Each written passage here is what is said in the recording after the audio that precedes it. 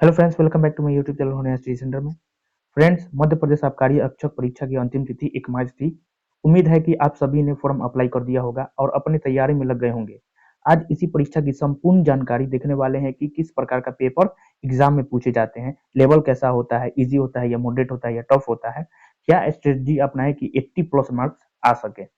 मैंने MP constable परीक्षा में 80 मार्क्स कैसे लाया, मैंने कैसे किया था, मतलब इसका प्रिपरेशन, सारी जानकारी इस वीडियो के माध्यम से आप लोगों को दी जाएगी। अतः आपसे उम्मीद है कि आप लोग अंत तक इस वीडियो को देखेंगे और प्लीज चैनल को सब्सक्राइब करें। तो चलिए शुरू करते हैं आज का वीडियो। तो सबसे पहले हम लोग देखेंगे कि सिलेबस क्या है। एमपी एक्साइज पुलिस का मतलब सिलेबस क्या है। तो सिलेबस में मैथ है, ठीक। मैथ कितने नंबर का? तो 30 नंबर का मैथ आता है, मतलब 30 मार्क्स का मैथ आता है। रीजनिंग जो होता है ये भी 30 मार्क्स का आता है, ठीक। मैथ और इसमें साइंस भी इंक्लूड रहता है, ठीक। साइंस और मैथ ये टोटल मिलाकर 30 नंबर का होता है, ठीक। और जीके और आपका एमपी जीके और एमपी जीके ये आपका 40 नंबर का होता है। तो मैथ में क्या होता है कि कभी कभी एग्जाम में क्या हुआ है, एमपी कांस्टेबल का परीक्षा अगर देखिएगा तो मैथ का 30 क्वेश्चन पूछ दिया हुआ है ना। रीजनिंग में भी 30 का क्वेश्चन पूछे, लेकिन सिलेबस में साइंस और मैथ दोनों मिलाकर क्या दिया हुआ रहता है कि 30 दिया रहता है कि 30 क्वेश्चन जो है ये मैथ और साइंस से, सरल गणित और विज्ञान से आपको 30 क्वेश्चन मिलने को देखने को मिलेगा। तो क्या करना है आप लोगों को, मैथ का जो तैयारी है, कहाँ से किस बुक को फॉलो करेंगे कि मैथ में 30 स्कोर ला सकते हैं, ठीक। मैंने क्या पढ़ा था, मैथ की कौन सी बुक मैंने फॉलो किया था, 87 मार्क्स मेरा आया था। रिजल्ट आएगा तो मैं आप लोगों को दिखाऊंगा, ठीक। तो देखिए कि मैथ में हम क्या पढ़े थे, मैथ आर एस अग्रवाल को फॉलो किए थे। किसको? R S Agarwal. R S Agarwal की बुक, अभी एग्जाम कब है पहले ये देख लीजिए। एग्जाम जो है 5 जुलाई से शुरू होने वाला है। तो हम लोग के पास कितना टाइम है? मार्च, अप्रैल, मई, जून, ठीक। मतलब 4 मंथ लेके चलिए कि 4 महीना हम लोग के पास 4 मंथ है। तो अभी 4 मंथ है हम लोगों के पास, बहुत टाइम है। इतना इतना में मैथ तो आराम से कंप्लीट हो जाएगा। तो क्या करना है, आर एस अग्रवाल फॉलो करना है। आर एस अग्रवाल में क्या करना है, चैप्टर वाइज बनाना है। चैप्टर वाइज क्या करना है, सोल्यूशन उसका बनाते चलना है, ठीक। जहां जो भी क्वेश्चन आपको टफ लगे तो उसको क्या करना है, सर्किल कर देना है, ठीक। क्या करना है, मैथ में क्या करना है, चैप्टर वाइज सोल्यूशन बनाना है, उसका सोल्यूशन देखना है, सोल्यूशन करना है मैथ का। जो टफ होगा वो सर्किल कर देना है, ताकि लास्ट में आप उसको एक बार देख लें, रिवीजन कर लें, ठीक। उसी तरह आपको क्या करना है रीजनिंग में क्या करना है कि आपको कोई सा भी टीचर, मैंने क्या किया था मैथ में, क्या किया था, आर एस अग्रवाल पूरा एकदम पूरा बनाया था। और जब 7-8 दिन बचा था एग्जाम से पहले, जितना भी हम सर्किल किए हुए थे, जितने भी टॉप क्वेश्चन थे, उसको मैंने देखा था। और इसमें क्या हुआ कि प्रोबेबिलिटी क्या थी, permutation and combination, permutation permutation and combination और प्रोबेबिलिटी, इसको मैंने साहिल सर से पढ़ा था, ठीक। परमुटेशन एंड कॉम्बिनेशन और probability, permutation combination and probability जो चैप्टर है, साहिल सर से हम पढ़े हुए थे पूरा, मतलब डिटेल में। एक ये हो गया, एक स्टेटिक्स, ठीक है, जो सांख्यिकी का होता है, सांख्यिकी से भी क्वेश्चन, माध्यमादिका, बहुलक, तो इसको भी हम साहिल सर से पढ़ के गए हुए थे, ठीक। तो क्या करना है, आर एस अग्रवाल का बुक फॉलो करना है, चैप्टर वाइज बनाना है। टफ क्वेश्चन होगा उसको सर्किल कर देना है, ताकि आप लोग बाद में उसका रिवीजन कर सकें, ठीक। और जल्द से जल्द कंप्लीट कर लेना है। अब क्योंकि 2 बार कंप्लीट करना है मैथ, कितना बार, 4 महीना में आप लोग को 2 बार, कम से कम 2 बार आर एस अग्रवाल को बना जाना है। तो आर एस अग्रवाल को बनाने के लिए एक दिन में हमको कितना घंटा पढ़ना पड़ेगा मैथ के लिए? तो मैथ के लिए कम से कम 2 घंटा आप लोग मैथ मैथ पे मतलब ज्यादा ध्यान देना है। मैथ का क्वेश्चन जो है थोड़ा सा टफ पूछता है, ठीक है, तो इसलिए 2 घंटा इस पे टाइम देना है। रीजनिंग पे कितना देना है, तो रीजनिंग पे 1 घंटा देना है। कितना घंटा देना है? 1 घंटा, बस मात्र 1 घंटा आप लोगों को रीजनिंग में देना है। क्योंकि हम लोग को स्कोर कितना करना है, कम से कम 80 प्लस स्कोर करना पड़ेगा। मेरिट में आने के लिए कम से कम 80 प्लस, मतलब 85 मान के चलिए, ठीक। 85 स्कोर आप लोग को तो करना ही है हर हाल में जनरल वाले को, ठीक। जनरल वाले को 85 प्लस स्कोर करना ही पड़ेगा। तो कैसे होगा, कैसे लाएंगे लोग 85 प्लस? तो क्या करना होगा, आर एस अग्रवाल की बुक को फॉलो करना होगा, आर एस अग्रवाल पूरा बनाना होगा, ठीक। चैप्टर वाइज एकदम एक एक क्वेश्चन, चाहे इजी हो चाहे टफ हो, सब क्वेश्चन बनाना होगा। और जो भी टफ क्वेश्चन होगा उसको सर्किल कर देंगे ताकि एग्जाम के टाइम उसका रिवीजन हो सके। कितना बार कंप्लीट करना होगा बुक? कम से कम 2 बार कंप्लीट करना होगा, ठीक। चैप्टर बनाना है, रिवीजन करना है, चैप्टर बनाना है, रिवीजन करना है, नहीं तो भूलते जाइएगा, ठीक। तो इसलिए 2 बार इसको कम से कम कंप्लीट करना है। रीजनिंग क्या करना है, रीजनिंग अगर बुक से पढ़ना चाहते हैं तो बुक से पढ़ सकते हैं।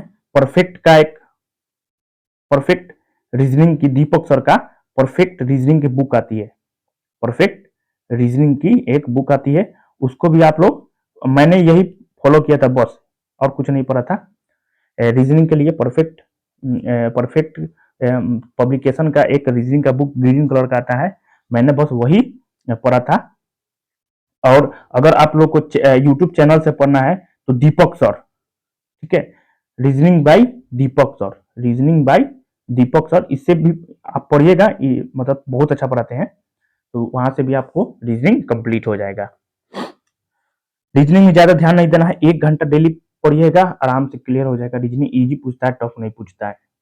अब रहा बात साइंस, साइंस का क्या करना है, साइंस में आप लोगों को एमपी पुलिस का जो प्रीवियस ईयर पेपर होगा, आप देखिएगा कि 2023 में जो साइंस का क्वेश्चन था वो कहां से पूछा था, तो एनसीईआरटी से पूछा था, एनसीईआरटी, 9th और 10th, 9th वो 10th।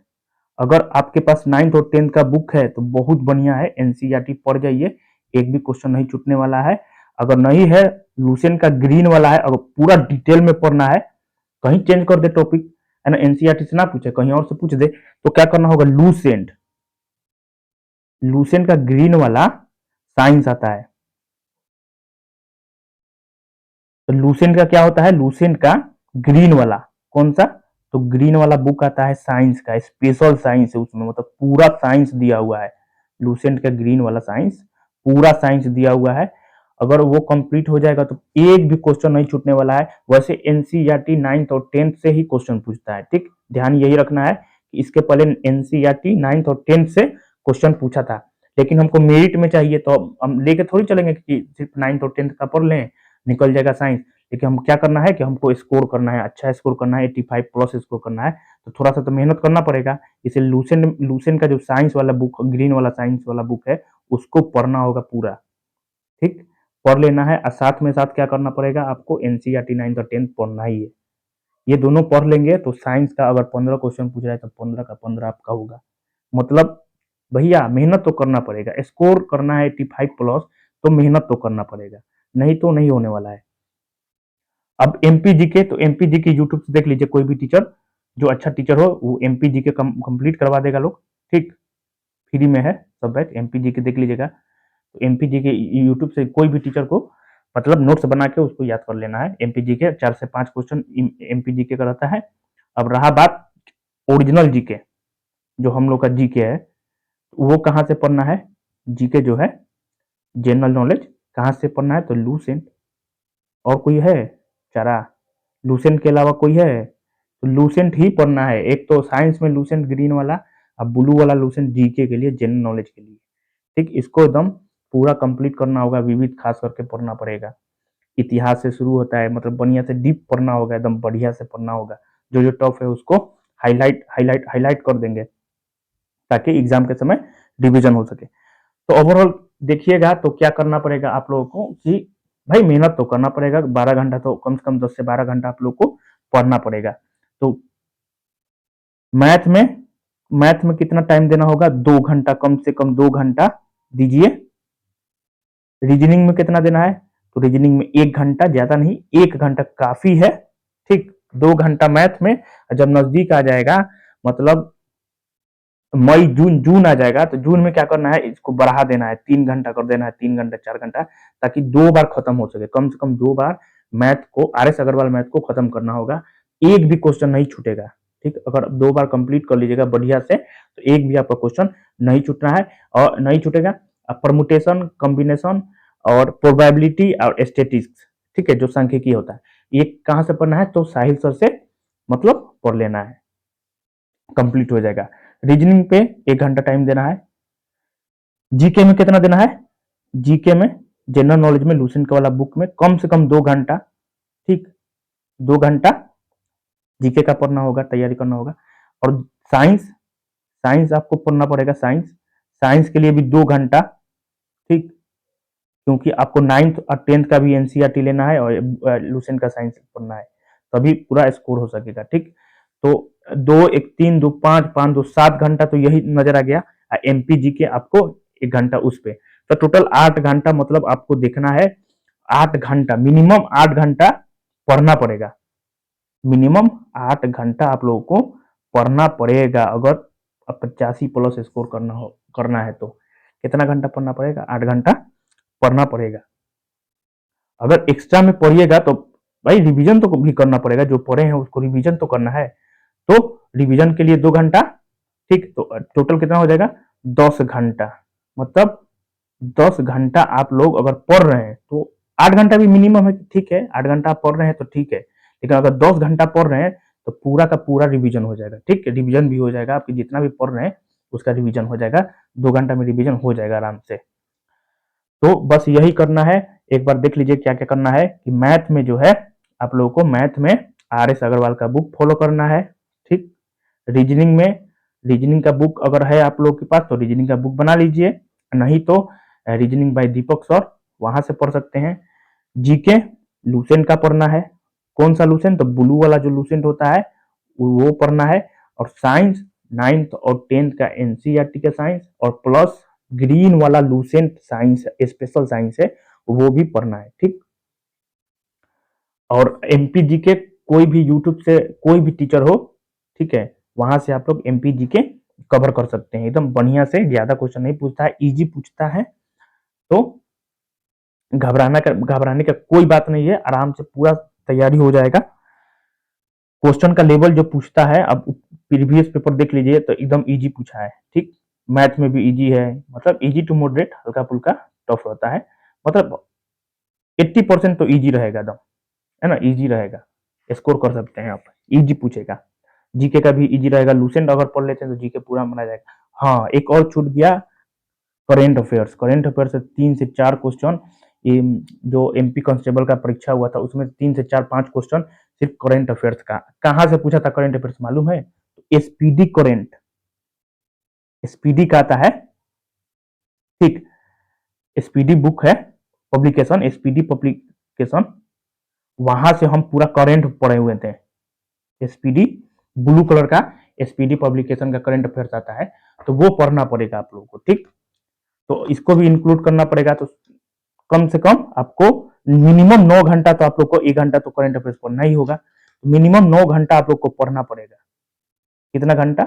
9 घंटा आप लोग को पढ़ना पड़ेगा। अगर इस तरह तैयारी कीजिएगा तो आप लोग का स्कोर आराम से 85 प्लस आ जाएगा। ठीक, अगर वीडियो आप लोग को पसंद है तो प्लीज चैनल को सब्सक्राइब कीजिएगा। अगर कोई भी दिक्कत होगा तो कमेंट बॉक्स में आप लोग कर सकते हैं।